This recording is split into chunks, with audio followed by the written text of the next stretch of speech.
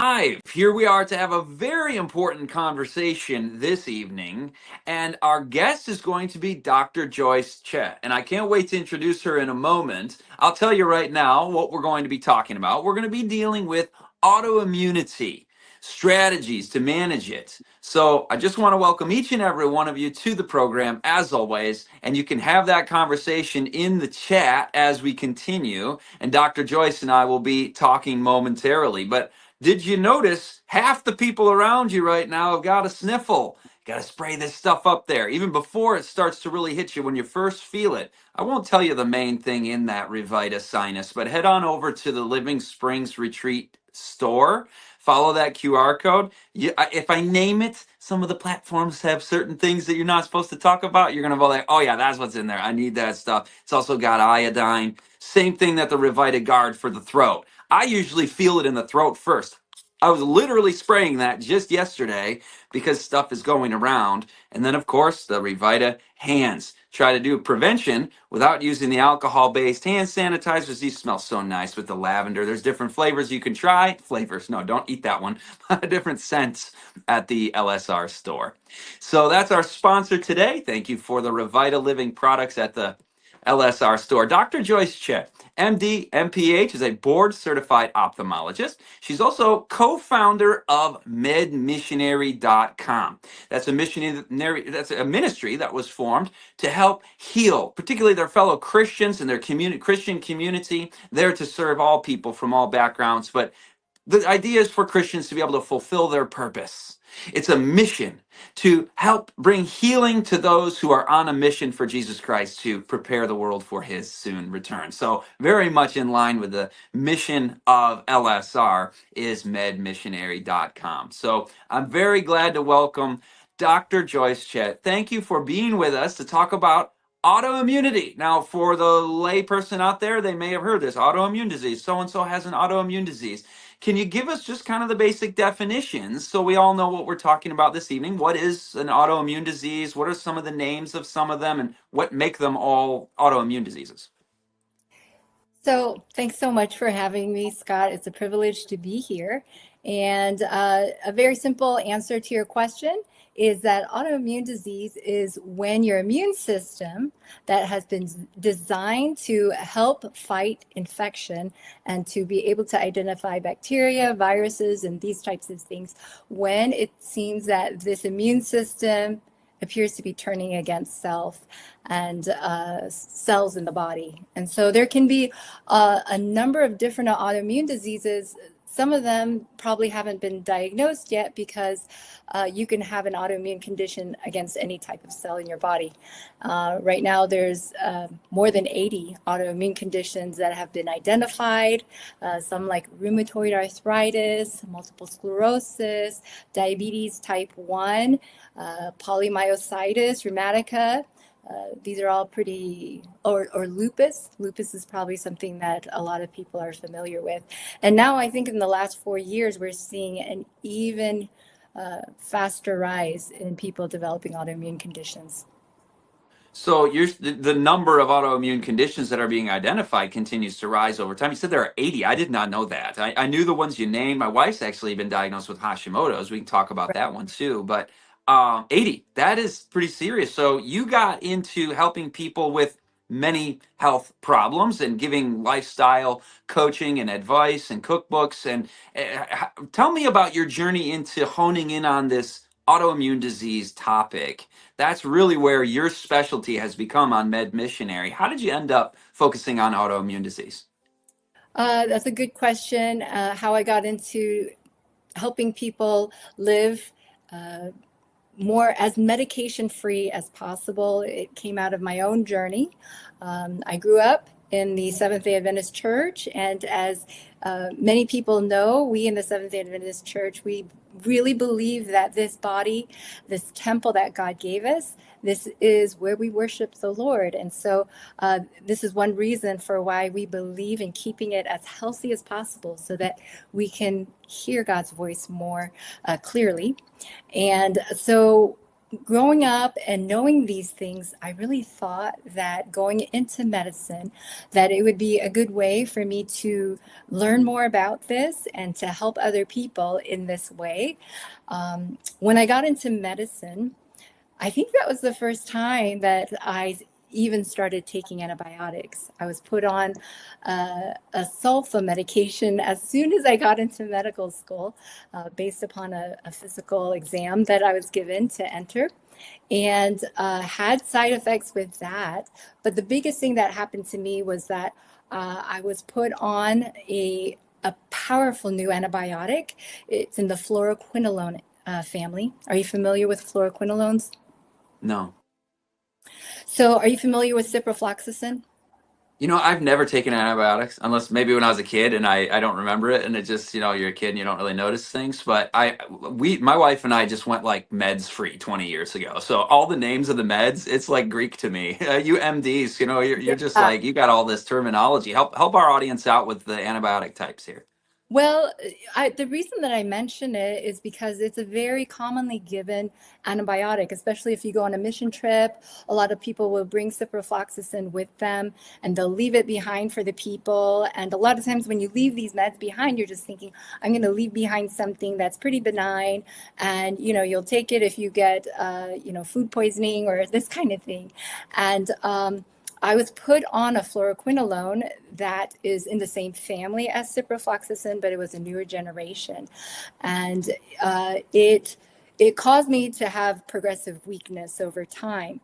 And in later years, I thought, I haven't heard of that drug for a long time. It was called trovafloxacin, and it was taken off the market within a couple of years of it being put on the market because it caused liver failure and death in too many people.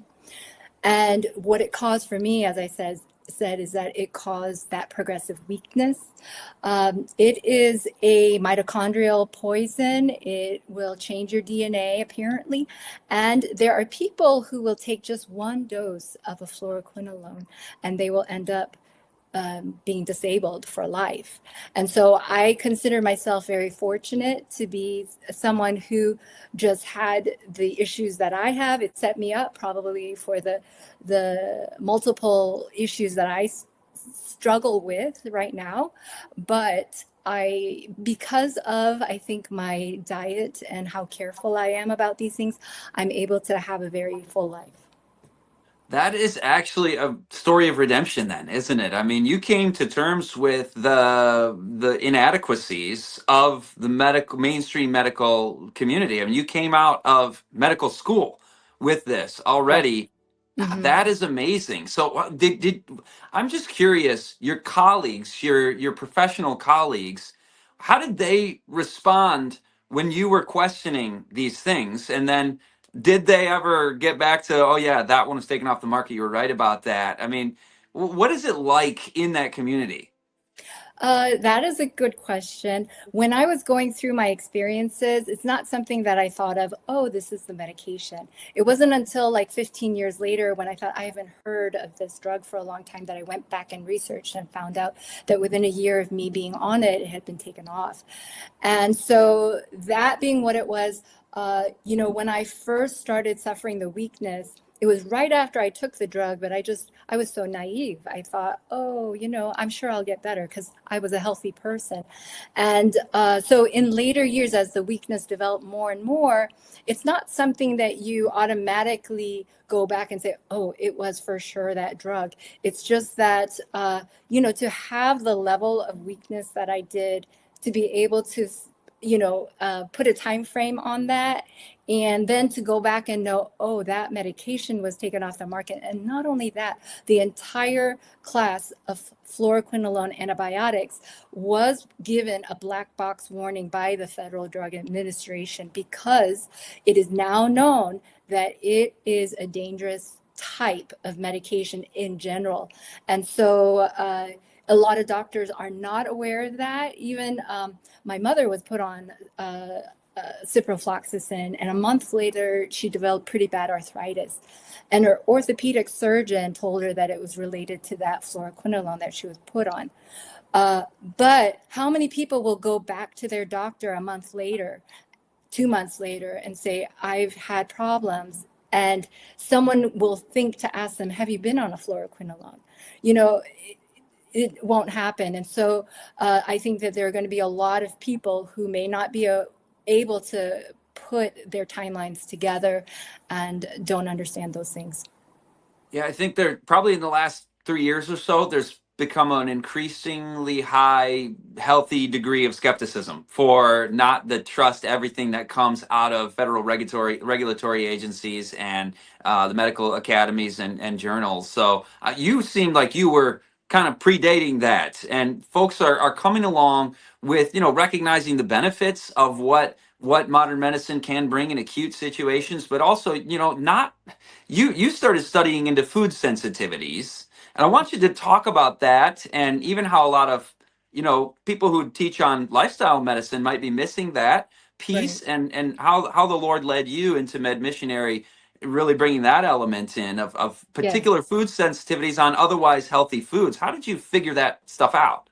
Okay, I'm going to try to write down the things that you're asking me, because I'm realizing that sometimes when you ask me a question that I can go off on a tangent a little bit and not answer your question. Because now that you asked me this, I'm remembering you asked me, how did the other people in medicine feel about the things that I was saying? So first of all, I just want to say that when you are going through a weird health type of situation, you normally cannot talk about it, because when you talk about something and it is so outside of somebody else's uh, life experiences, it comes across as weird, and it comes across as, maybe there's something wrong with this person.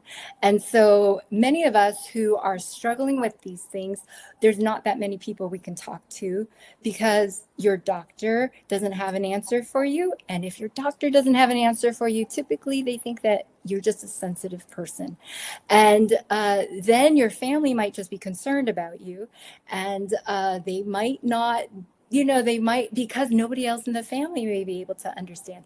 So a lot of us, we're just thinking that's what I did, is I was just like trying to figure out what is going on. And I would every year or two, I would have a new crisis that would come up, and I would think, how am I going to work? How am I going to take care of myself? And so I was very highly motivated to try to figure out a solution to the problem. And I was also trying to figure out how to do this outside of conventional medicine, because I knew that within conventional medicine, because I'd gone through it, there was nothing there for me. And so I was praying about how to do this. I was learning much more about lifestyle and medicine. I was really working with patients. I was doing programs in my church. And then I realized, within my church, all these lifestyle programs that we have and this kind of thing, I'm not getting better. I'm having a lot of problems still. I have so much pain. My biggest things were pain. I was diagnosed with fibromyalgia. And of course, there's a stigma that's associated with that. And I did not want that diagnosis. And so I denied it for most of my life. And I was just really praying about, Lord, what do I do? And in 2011, 11, that time, I was reading a book about food sensitivities.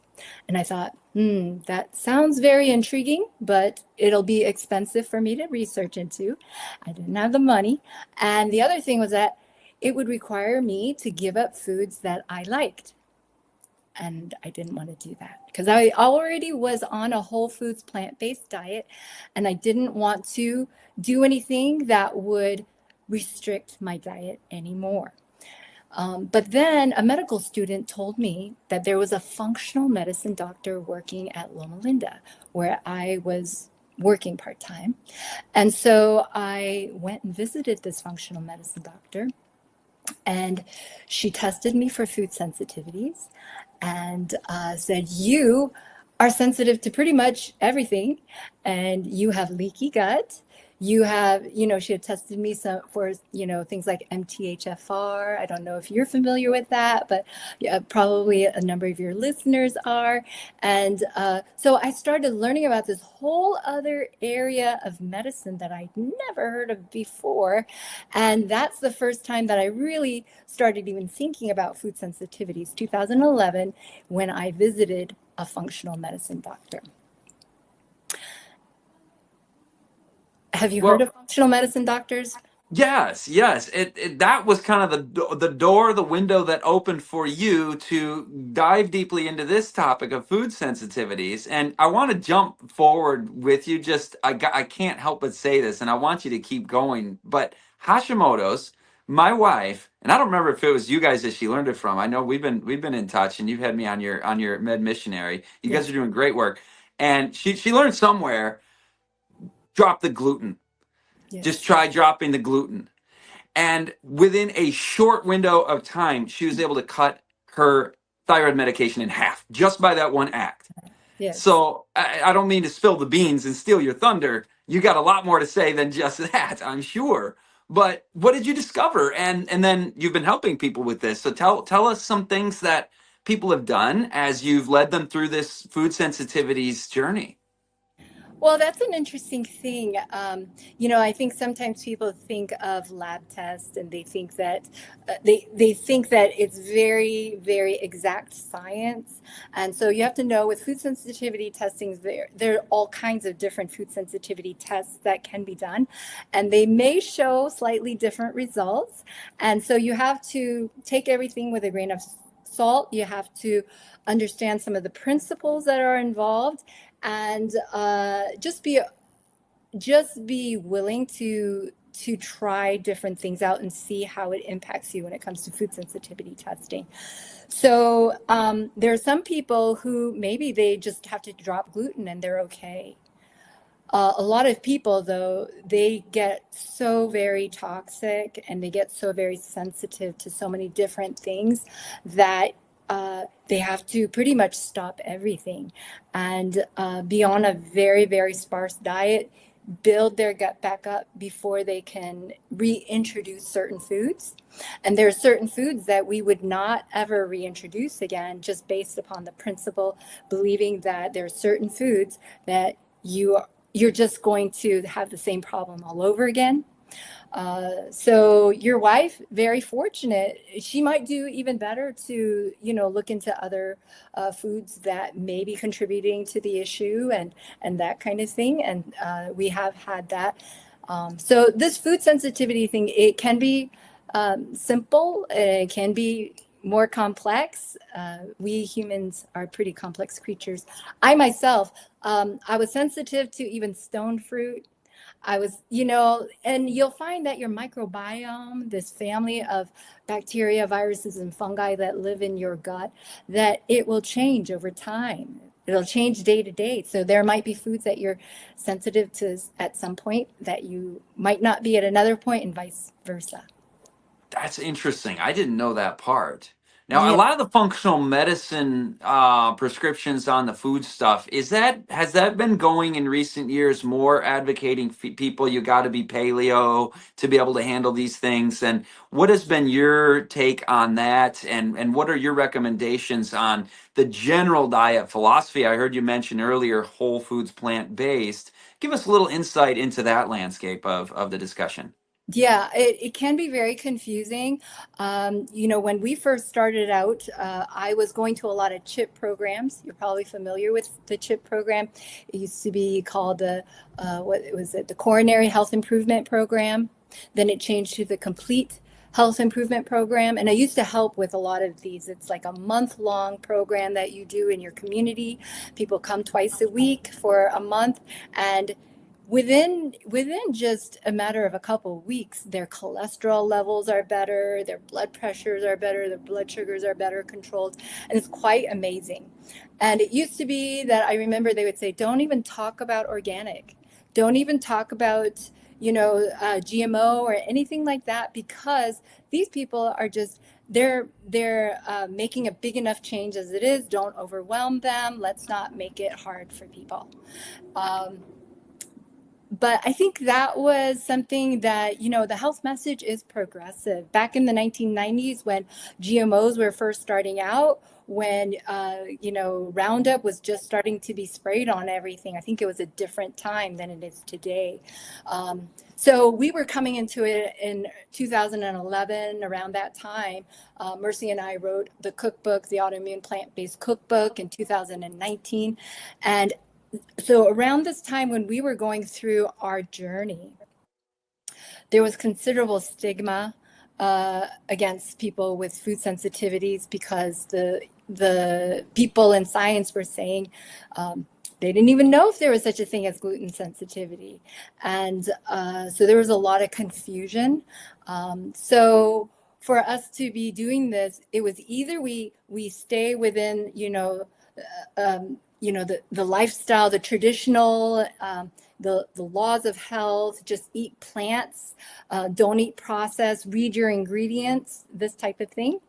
And that's typical whole foods plant-based. It's like there's vegan, which can be pretty unhealthy, whole foods plant-based, which is like, you're going to get all of your nutrition from whole foods and not as much processed. So it's better, but maybe not necessarily organic. And they don't really talk about chemicals and this kind of thing. And then when we had our problems, then we learned about functional medicine. Functional medicine is mostly evolutionary medicine, which is where you eat according to how you evolved.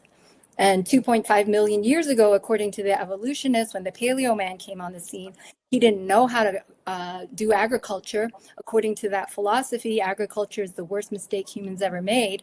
And so we have to eat according to our evolution, which is that we hunted and gathered. So we eat meat, bone broth. We'll eat a few berries, maybe a few seeds that we caught along the way, but nothing like grains or dairy or, things that we would have to farm or that type of thing. And so those are the basic principles. And this is where we found ourselves when we got into all this. I like the distinction you drew between, moving toward a whole plant food diet, which is healthy, to taking the next step, um, looking at organic, looking at non-GMO, and again, my wife and I were the crazy ones 20 years ago when we were like, you realize the kind of pesticides and chemicals they're spraying, and the preliminary research on the GMOs that's coming out, and people are like, you guys are nuts, but. Actually, that's mainstream. I like how you called it earlier conventional medicine because the mainstream has now shifted on diet, on treatment of disease. And I think your point of view really is the mainstream one now. When 15 years ago, 13 years ago, when you were starting this in 2011, it seemed fringe and eccentric. And so, if any of the listeners are like, yeah, we've been called crazy too, we know where you're coming from. But then reality catches up and we can bring everybody on board without gloating and just help people with this. And so, I also like the distinction you had between the paleo is really an evolutionary philosophy behind it. And I know a lot of our Christian audience has more of a creation worldview. And so tell us about that whole plant food diet, with the organic and with the non-GMO. Why is that preferable in general? And then why is it preferable for your patients, for the people you're helping with their autoimmune conditions? So that is a very good question because there are a lot of people who are adopting a paleo diet and are getting better, right? Um, that was really confusing for us. And I'm sure it is for a lot of people because there are a lot of people within the Christian faith, within the Seventh-day Adventist faith, who believe that you're eating a diet that um, that is more in line with what the Bible would advocate for. And so when I first started working with people in the church and the community, trying to help their faith in God grow by understanding these principles, it was kind of a confusing thing. Why are so many of God's people sick, myself included? And why are people seeming to get better on a paleo diet? Um, I think part of it is that, as I told you, when you are on a plant-based diet, there are all kinds of different things that you can eat and still call it plant-based. And I think that many of us don't know what has been happening in agriculture in the last 50 years and the impact that that may have on our different systems. I think that's one aspect of it. Um, I think that over time that, there's an epigenetic component.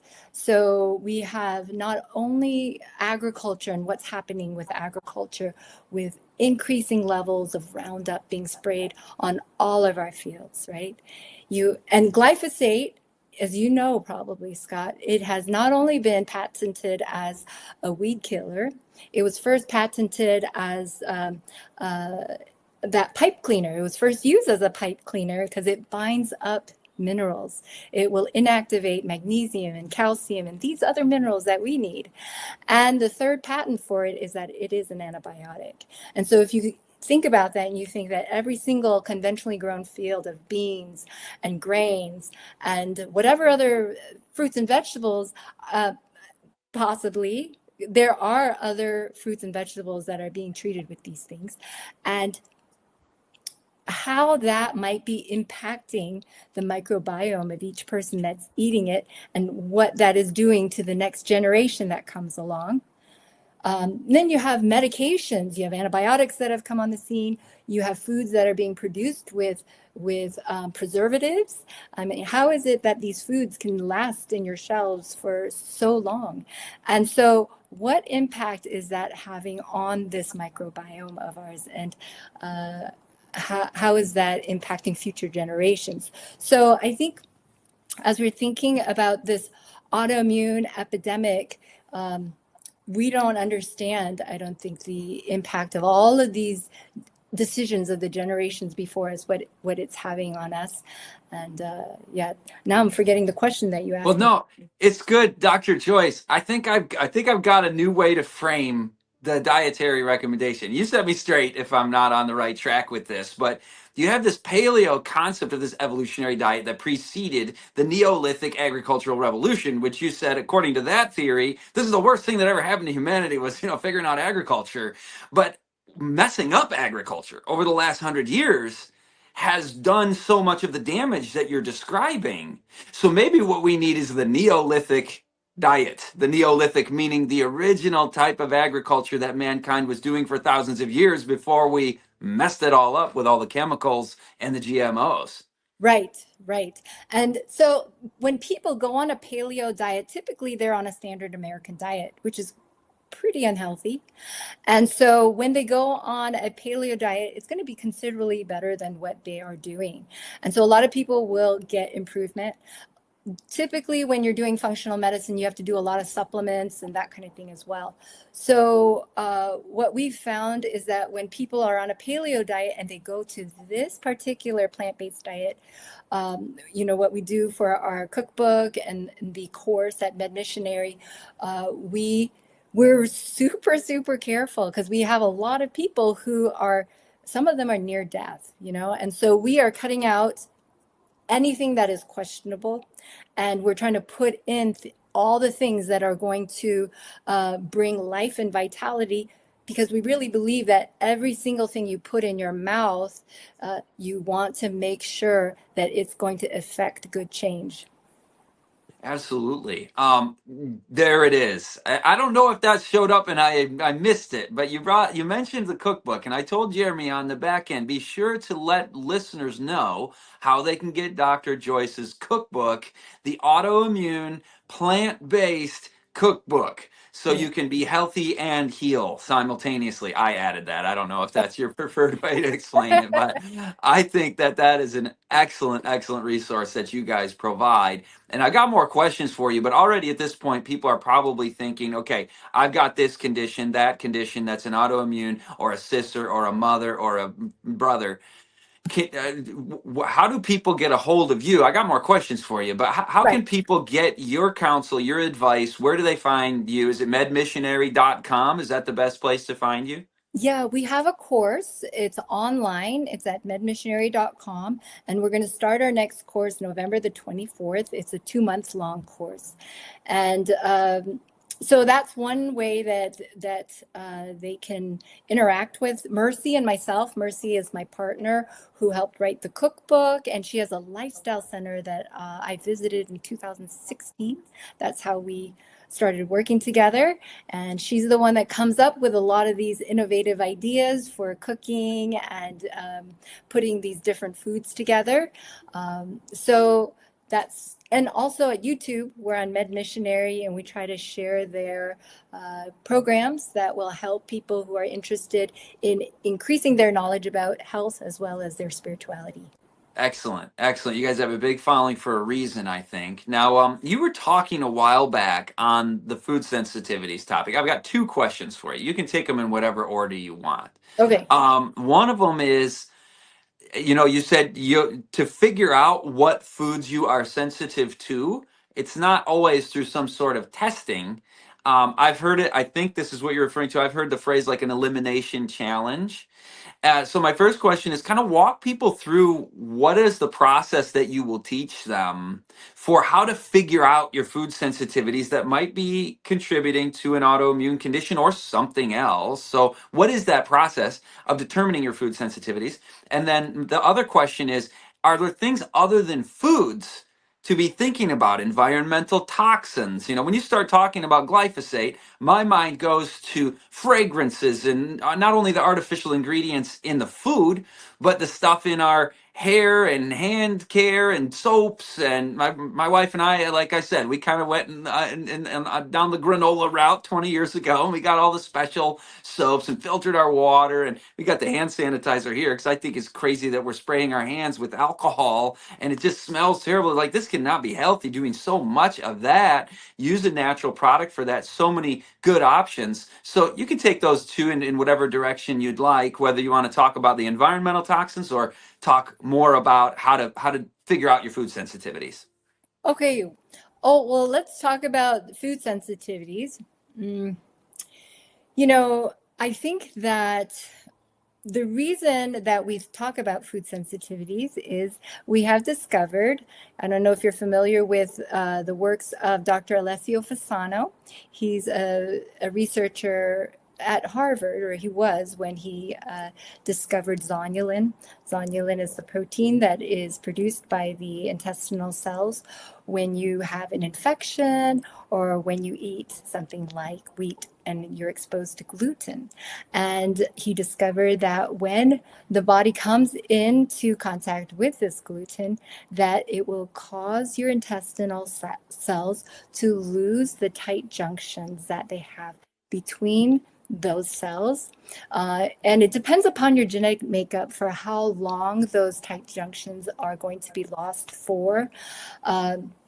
So what will end up happening is that you no longer have that protective barrier there. And so then you will have undigested food particles, bacteria, viruses, things that shouldn't be getting into your body to get in through that leaky gut. And that's what we call gut permeability. That is what contributes to the food sensitivity and the reactions that you'll get because of those food sensitivities. You will have increased inflammation, you'll have pain, arthritis. Some people will have brain fog, fatigue, and these types of things. So you can have different manifestations from food sensitivities. Some of the things that people will do to assess for these food sensitivities, well, some people recommend like just checking your heart rate. Sometimes after eating certain foods, your heart rate will go up. And there are even people, physicians, who recommend that if you have an arrhythmia of any sort, that you stop eating gluten. And I developed an arrhythmia due to dysautonomia during the whole last 4 years. And I know that there are certain foods that I normally can eat at certain times that I might not be able to tolerate them and they'll contribute to an arrhythmia. So that's one way to assess. The other thing that you can do is you can actually get testing done with a lab, and there are different types of tests that can be done. They can either check your blood, looking for IgG. They can test your mucosal tract, testing your stool for IgA. And sometimes they'll test your, I think they test your white blood cells, they test your actual blood cells to see how they react to certain foods. And so, some people will poo-poo these things. But I think, it's just data points. Look at the results and see if you make some of these changes, if it impacts your health, and it might be a good place to start. Yeah. Yeah. So there are a lot of tests. And do you also take things away that are common food allergens or common irritants Yeah. just to try and see if it changes your symptoms? And so you like an elimination challenge. Is that something you do with people too? So that is exactly what we do with our course and our cookbook. So what we're doing when people start the course, we just ask them during this 2-month period of time, if you can just eat this way and see how it impacts your health. And then after that, we can try reintroducing certain foods. And so we have had what we do with our cookbook. We have no grains in the cookbook.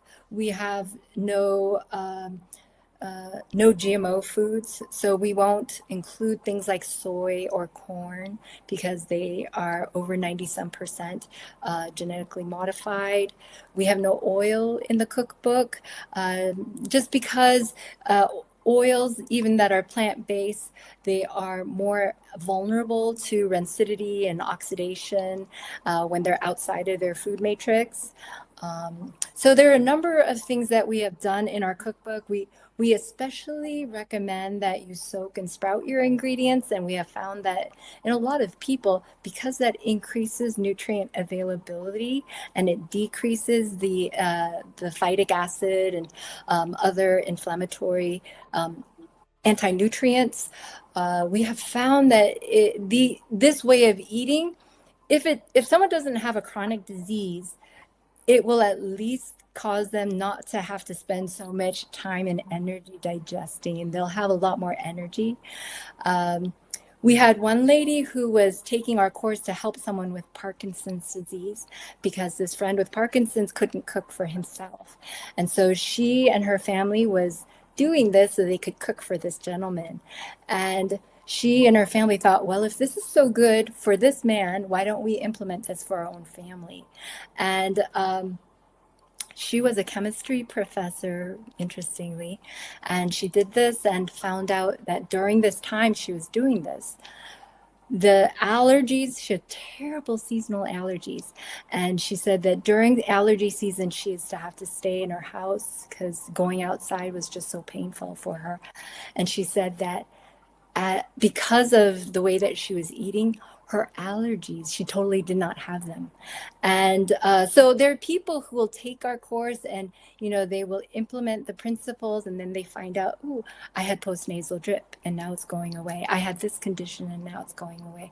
And so, yes, we do an elimination diet for our cookbook and our course. And then as people get better, then they can start reintroducing certain foods. And in the course, we teach people how to do that.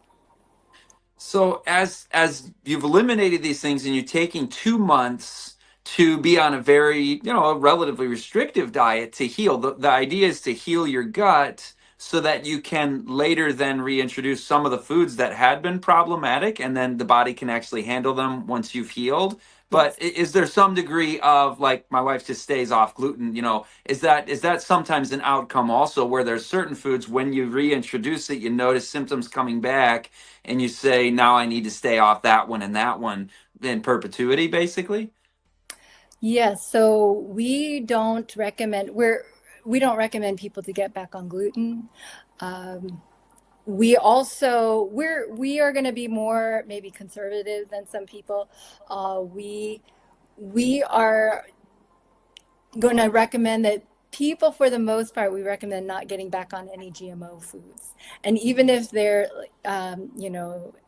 it says that there's no GMO just because of the risks of cross pollination, especially for people who, have cancer and really, really, severe disease. We just don't think that there's a need for that risk. And our diet, although it's restrictive from the point of view that it's not the foods that maybe you're used to from your childhood.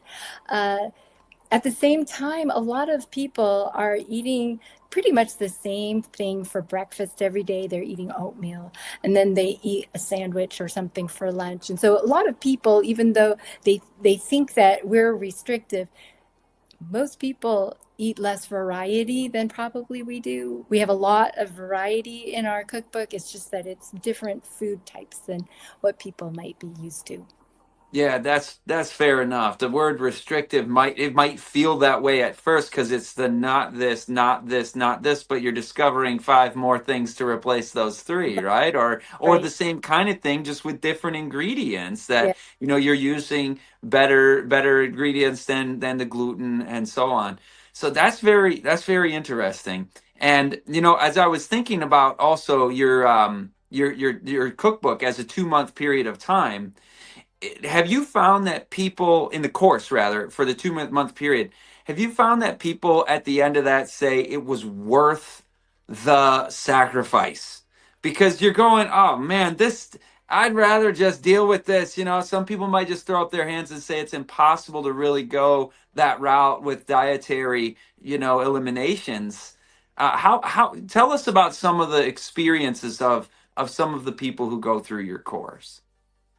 Well, some of it, the more severe cases, they do the course, but they might have some coaching done with Mercy as well, because when you implement these things and you're very, very sick, you might need a little bit more hand holding.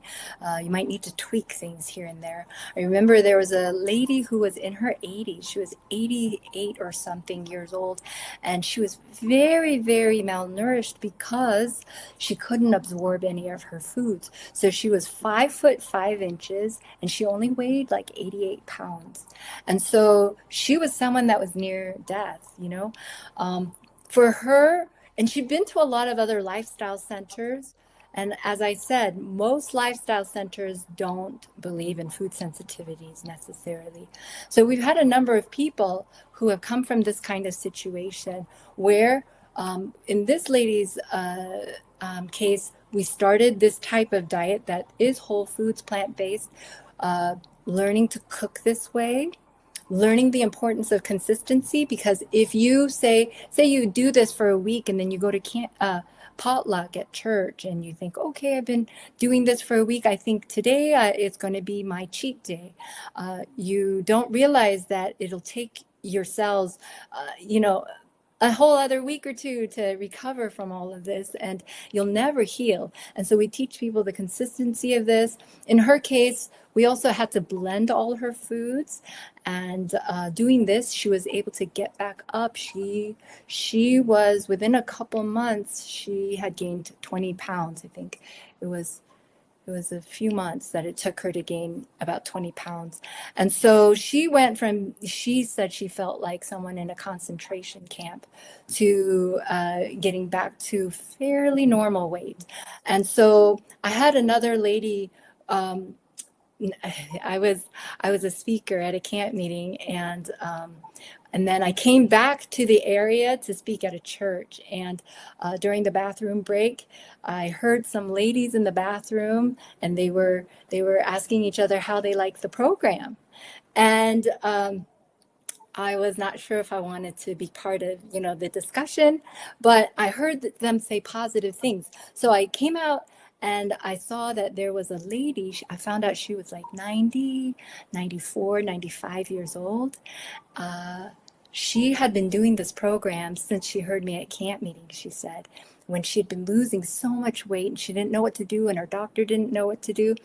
And she started doing this with the soaking and sprouting. Back then when we did it, it was harder than what it is now because we figured out how to make it even easier than it was back then. And she said, now I've stopped losing the weight. I told my doctor I know what to do now. And she said, now I'm going to focus on gaining weight. And so, yeah, it's even for people in their later years, it's not something that they can't do. And so I've been very encouraged. I remember Mercy when I first wrote this cookbook, we published it, and I was talking to Mercy, and she said, Joyce, someone called me, wanted to come to the Lifestyle Center. Her Lifestyle Center is called Years Restored. You can find it at yearsrestored.com. And she said, I asked them how they found out about me. And she said, well, my friend bought the cookbook and she's been in a wheelchair and now she can walk. And I thought, that's amazing. I sometimes when you do this and you don't always, there are people that think that maybe this is too much. Maybe you're asking people to do too much. And that's not my desire at all, But when I hear these amazing stories of people who've been on healthy diets even, and they're really, looking for what to do, they're near life and death, and to see these simple changes, they might take time, they might not be the easiest things to do, but they're simple and they're safe, and they can give someone back their lives. I love the stories of the particularly elderly people. If it's worth it to them. I mean, I'm thinking I'm that age. Most people are like, I'm just gonna punch out and ride into the sunset. I don't make any dramatic changes in my life at 85 or 95. But that's worth it to them. Those stories, I think, answer the question better than anything you or I could say. Yeah. I want to talk about environmental toxins still, Yes. but one thing I want to clarify, when you were saying avoid GMO foods, I think most listeners are like, yeah, I'm avoiding eating GMOs. I make sure to eat organic or at least non-GMO verified. But I think your reference there was you said the cross contamination makes it such that the non GMO verified label might not suffice if you're eating corn, soy. What are the big offenders of the GMO Well, crops? I mean, we eat organic corn and soy and potatoes and stuff, but you're saying maybe if you've got these sensitivities, you want to be extra careful, even eating the organic and the non GMO versions of them. you might want to be. I It's just, especially if you're someone who is very sick, uh, it's just not worth it, in my opinion, to wonder, oh, I wonder if this has been cross-contaminated or not. Because in my case, um, I ate this way for about a year, and then I had a friend come and visit, and I thought, oh, my friend is not going to want to eat my food. So I went out to eat at a Thai restaurant, and I asked them, please, could you just not have any gluten and this and that? And um, as I was going home, driving home, it's I have a lung condition, and so I could feel myself breathing, and I thought, this is not worth it for me. So I think that was one of the last times that I went out to eat. I have found, like, even when I was starting this elimination diet, and then I did a program at the church, and I made a salad dressing. And the only thing in that salad dressing that was not a Whole Foods type of thing, it was this Bragg's amino acid.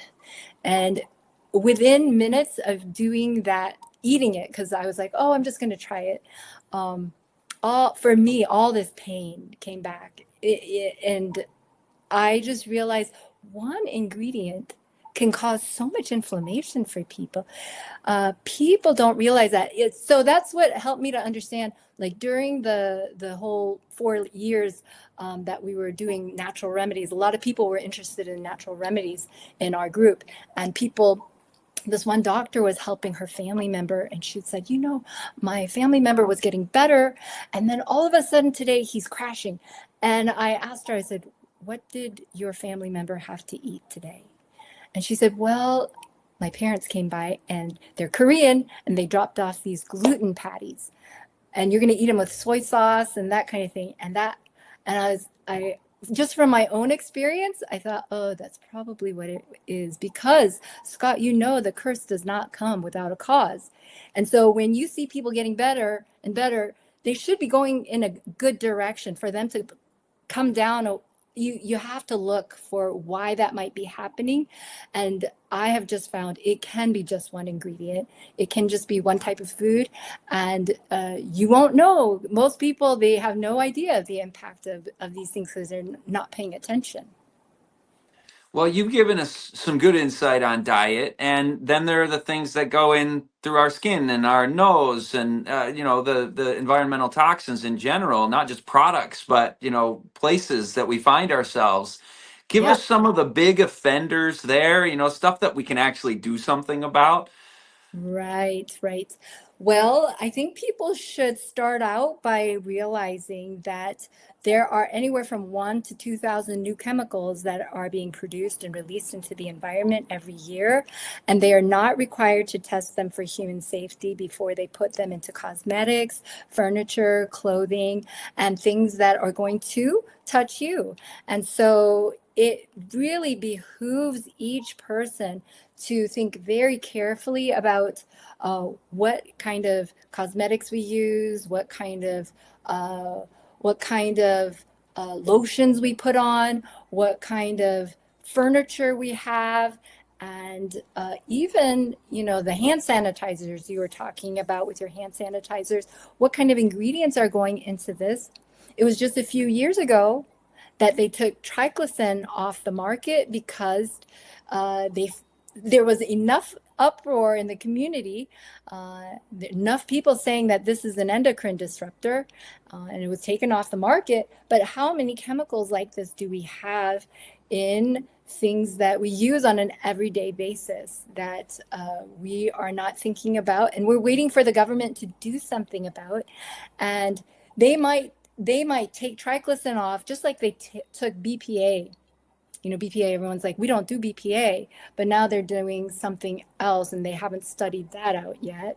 And so it really, really is something that we all need to think about as far as these environmental toxins. Did you know, Scott, that up until there was a doctor by the name, I gotta see if I can find it. I think his name was Bostich. Bostock, John Bostock. He he read a paper to the British Society of Medicine in 1819, and he described this curious case of someone with like runny nose, itchy eyes, and this kind of thing. It was the first description of hay fever, 1819. Wow. That's incredible. When you were talking earlier, Dr. Joyce, about the person whose hay fever went away, their seasonal Yeah. allergies, you called it, that is amazing. I mean, that's the great big mystery. We had a guest on LSR last week. It's like reversing type 2 diabetes, no sweat, right? Allergies, though, that's a tough nut to crack for most people, and that's something you guys are actually able to penetrate this challenge. And the historical fact you just shared, by the way, I don't want to be missed by the listeners. The first known description of allergies, which what percent of kids today are suffering from an allergy to I think something? 1 out of 5 or That's something. unbelievable. I That think is, if 1 out of 5 adults, I can't remember now. But if you think about it, most of our diseases are going to start with the immune system, right? yeah, So yeah. like allergies, it's the immune system. It's not able to say, oh, I shouldn't be sensitive to that dust or to that tree. I mean, like I kind of, you know, I think like when the Lord put Adam and Eve into the Garden of Eden, were they like, oh, hold on, this is my mom. Hi, Alma.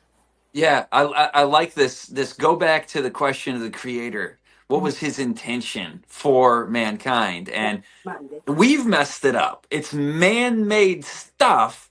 It's not God's doing. And yes, he cursed the ground for man's sake and, made it difficult for us to hoe the ground for, make us sweat a little bit for our own good. But that's not disease that has been brought on by what we've done to ourselves and the devil. He knows how to manufacture these things.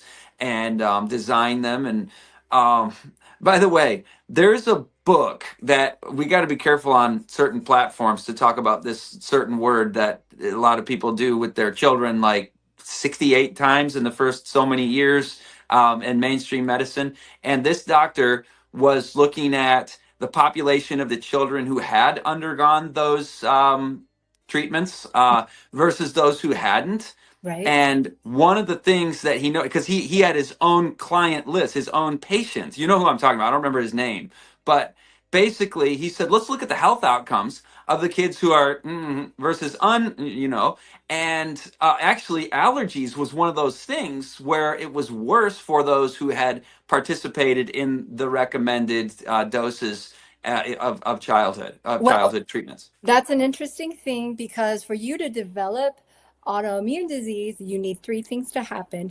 You need to have a genetic predisposition, you need to have leaky gut, and you need to have an inflammatory trigger.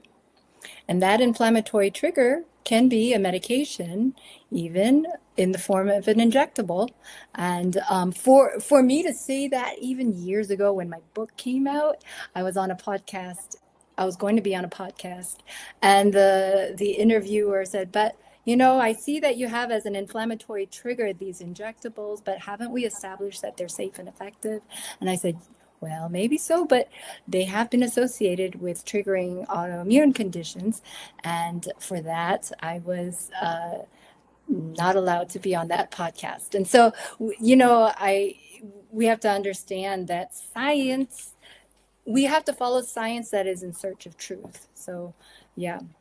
Yeah, absolutely. Now, just before we close, on the topic still of the environmental toxins, can you give us a couple of action items? Because that's a topic that can be so vast and feel so impossible to conquer. And it's like, you can make little decisions here and there. What are the biggest offenders and the biggest things people can do to limit their exposure to environmental toxins? Well, maybe I'll just share the things that I do, and maybe that'll be Yeah. helpful. I really try not to use anything in my home that to clean my house. For instance, I use vinegar. I use baking soda. I don't use real harsh chemicals and that kind of thing. I don't use fragrances like perfumes. They call fragrances the new secondhand smoke.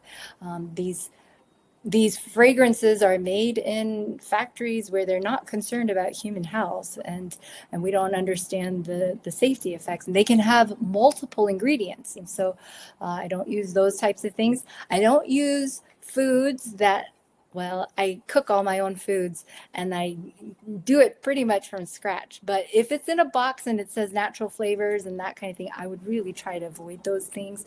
A lot of those are made in perfume factories too. And and then as far as lotions and this type of thing, I try to stick to oils.